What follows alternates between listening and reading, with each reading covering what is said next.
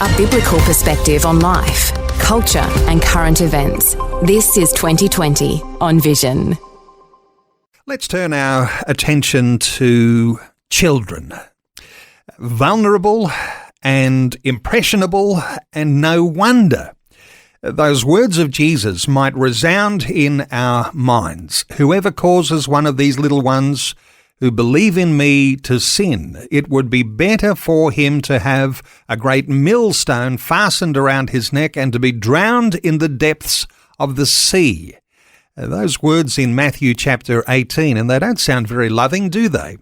Well, let's get a thought or two on some of the challenges around how we think about what's happening to children, not only in our own culture but around the world, and what we here in Australia might do to respond to the needs of children who might be looking out for adults to have their best interests at heart. Bill Muehlenberg from Culture Watch is back with us. Hey, Bill, welcome back to 2020. Good to be back, Neil. Bill, you've been reflecting on children in a number of articles this week, and it comes back to this transgender agenda that is being thrust upon Australians. There's all sorts of cases coming from all around the world. What have you been reflecting on? Yeah, well, plenty of cases. I've said it more than once. If I simply stayed on this one topic, I would have enough to write my daily article. I could do it the rest of my life. There's always cases and examples, shocking often, horrible really, certainly when it comes to abusing children. So never a shortage, sadly. So we have to speak out. And that verse you read is, of course, so relevant. I mean, apply it to many things, obviously, but I would think this whole trans abuse of children, right? Confusing innocent young children, even toddlers, trying to convince them that, you might think you're a boy, but you're actually not a boy, or vice versa. It's bad enough what they're doing to women, especially the trans agendas in sports and private spaces for women, that's bad enough. But when children are targeted, boy, it's, I think the words of Jesus certainly come to play here. And, this is a serious business indeed. In fact, you're saying activist adults have declared war on our children. Yeah. I wonder whether children might even be the ones who suffer most in the way that adult activists argue for their own certain freedoms. How do you see this war on children? Yeah, well, it certainly is a war. And, again, if they just kept it to the adult world, that might be one thing. It's still bad enough, right? Telling, a 30-year-old woman that, if she chops her hair off, chops her breasts off, she can now be a man. It's simply a lie, and it's destructive, it's harmful, it's irreversible damage that happens. But when you start bringing children into the mix and messing them up, confusing them, that is a kind of sexual abuse. And again, many cases, one in the UK just this past week, a toddler, right? What is a toddler? 2 or 3, 4 years of age max. A toddler was booted out of a nursery in the UK. Why? Because it was accused of being transphobic. Now, how exactly does a 3-year-old get to be transphobic? They don't even know what the word means. They don't even have a clue as to any of these adult ideologies and terminology. So what we have are adults pushing their radical agendas onto children, and the children are the ones who are suffering.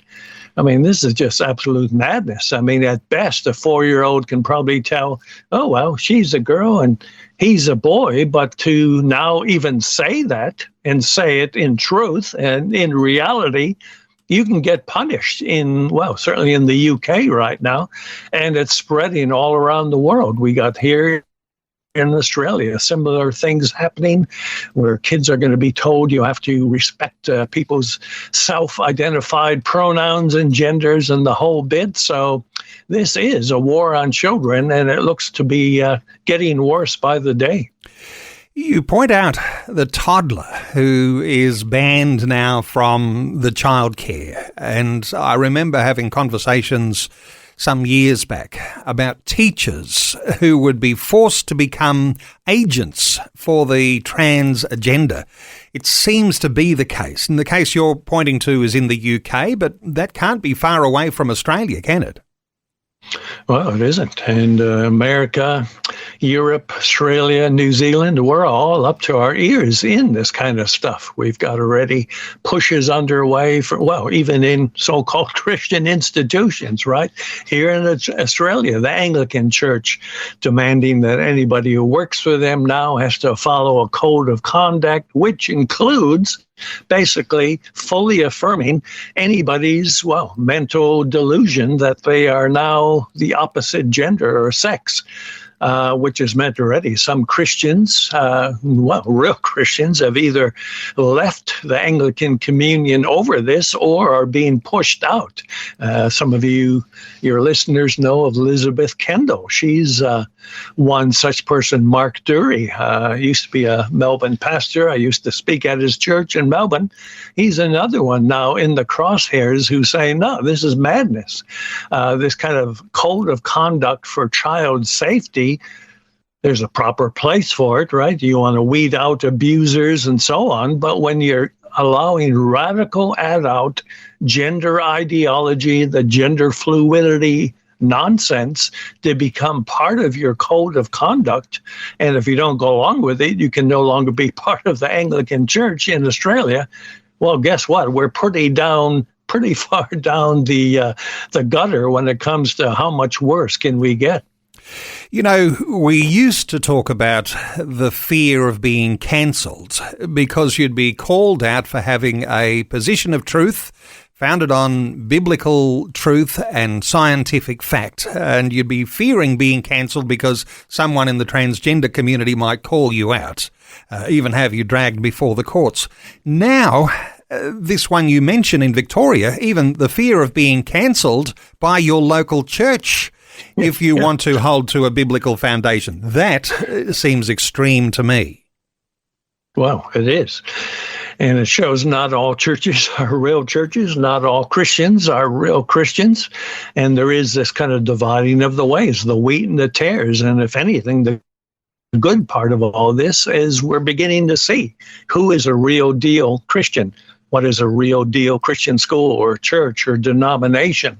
This is just one clear example of those who stand by Christ and the scriptures and those who have simply run with the world and cast their lots in with them. And, we can think of so many other examples up in Queensland, right? Just earlier this week again. Billboard Smith, his name is Chris Smith, holding a sign saying children cannot give consent to puberty blockers. Sounds absolutely good, normal, realistic words of advice. What happened to him? The police came, and now he's facing court and challenges. Same with X, Elon Musk's former Twitter, right? He, at least in Australia, when pushing this kind of stuff that Billboard Smith was saying that we need to look after our children. Now our own government is censoring both Smith and Elon Musk to share basic, well, not just biblical truth, basic reality. There's two genders. There's male and female. And to deny that and pretend one can just become the other by wishing it to be the case, that is now being censored as well by the government. So, it's looking very scary indeed. We used to wonder about, how would Christian persecution come and what form would it take? Well, it seems to me we're seeing exactly what form it's taking right now. And so much of it surrounds the whole radical sexual agendas being pushed just in the last few decades.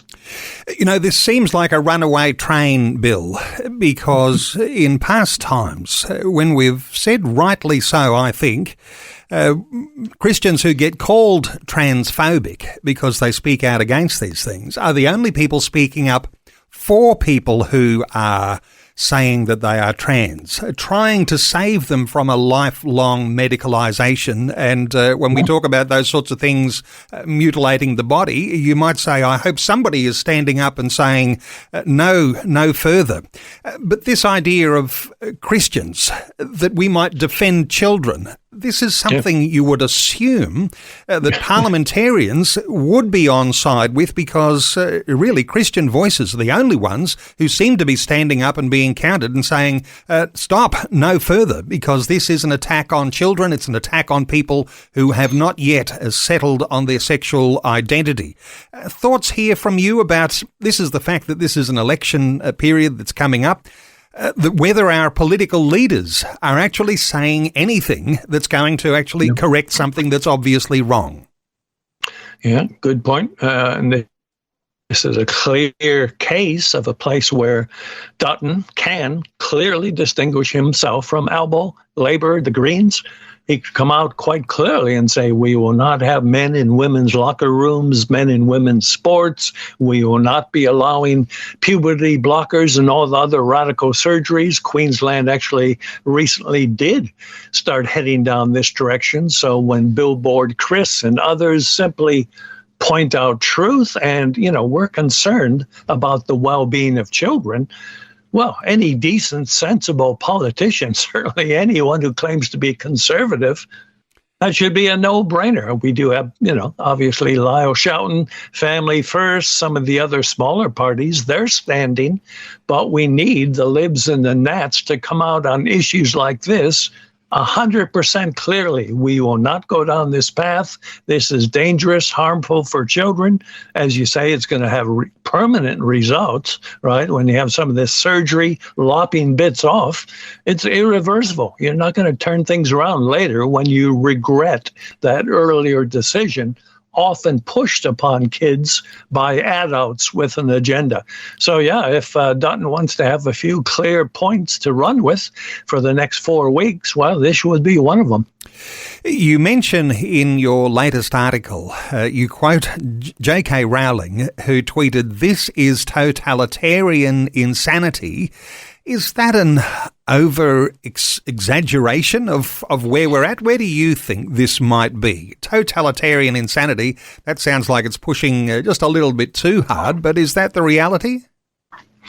Well, I'm afraid she's 100% right. I support her 200% in, she's one of the great, strong, brave resistors to the whole trans agenda. So she's got so many enemies, even people from right. Those who starred in the movies of her books have turned against her. So she's a courageous woman. And yeah, guess what? It's insane to believe a guy can simply say, I think I'm a girl today, so I'll grow my hair, put on a dress, and I'll expect you to go along with my delusion. That's a good definition of insanity. What about totalitarian? Well, when the state starts forcing you to go against reality, in this case, biological reality, right? There's the famous scene in 1984 by George Orwell where the totalitarian state, through a lot of pressure and torture, manages to convince the hero that 2 + 2 does not equal 4, right? It will equal whatever the state tells you it's going to be.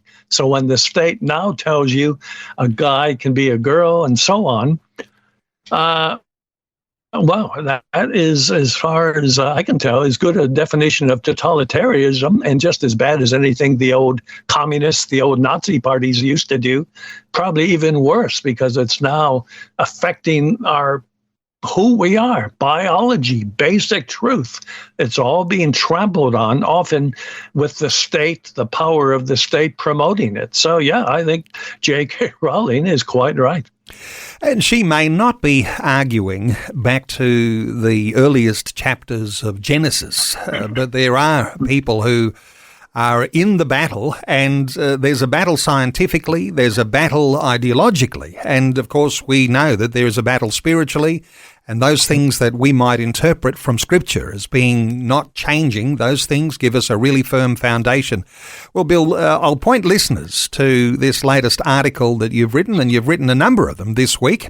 The one we're talking about today called Trans Insanity on Steroids. You'll be able to find that at billmuehlenberg.com. You can simply Google Culture Watch, one word. Bill Muehlenberg, always good getting your insights. Thanks so much for another update today on 2020. Thanks again, Neil. Thanks for taking time to listen to this audio on demand from Vision Christian Media. To find out more about us, go to vision.org.au.